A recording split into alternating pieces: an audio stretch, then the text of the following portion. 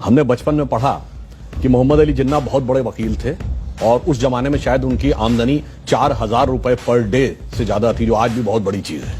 और मोतीलाल नेहरू उससे भी बड़े वकील थे। मैं पूछना चाहता हूं, ये उस जमाने में हजारों रुपए पर डे की आमदनी के लिए पेमेंट कौन करता था?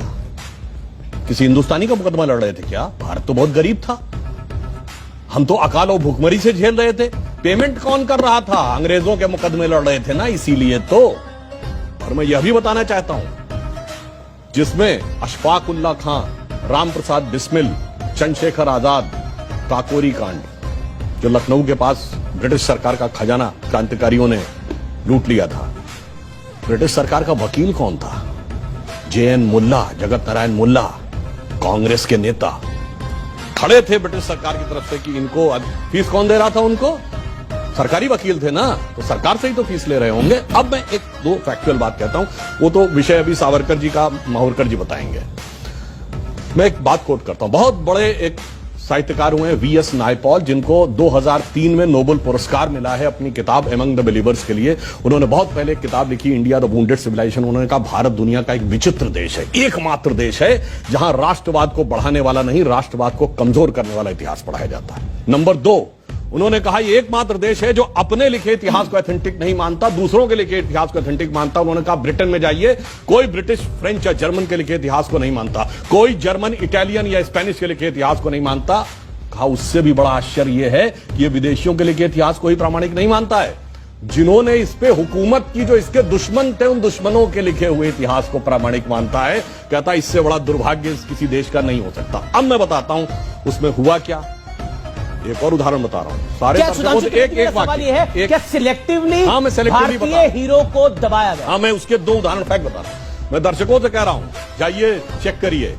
एक KGB के जासूस था जिसका नाम था यूरी बेजनेव, जो भारत में पत्रकार बनकर 70 के दशक में रहता था। उसके संस्मरण पढ़िए। उसने लिखा, हमें एजेंडा दिया गया था कि भारत की संस्कृति को कैसे तबाह करना है और उसके लिए हम क्या क्या कर रहे थे। जो बात इन्होंने कहा कि नूरुल हसन साहब बने तो उसके बाद क्या हुआ, वो छोड़िए। अब मैं एक उदाहरण बताता हूं। महमूद गजनी ने सोमनाथ का मंदिर तोड़ा।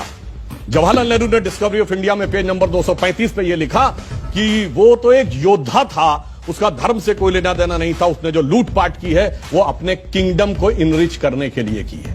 जबकि हकीकत यह है कि खुद महमूद गजनवी के साथ आए हुए उसके राइटर उत्बी उसने अपनी किताब तारिकुल यामनी में लिखा है कि जब उसने मंदिर पे कब्जा कर लिया और उसके पास राजा और पुजारी पहुंचे कि ये शिवलिंग मत तोड़िए, इसके लिए हम 1 करोड़ स्वर्ण मुद्राएं देने को तैयार हैं, और उसके सलाहकार गए तो जानते क्या जवाब दिया महमूद गजनी ने?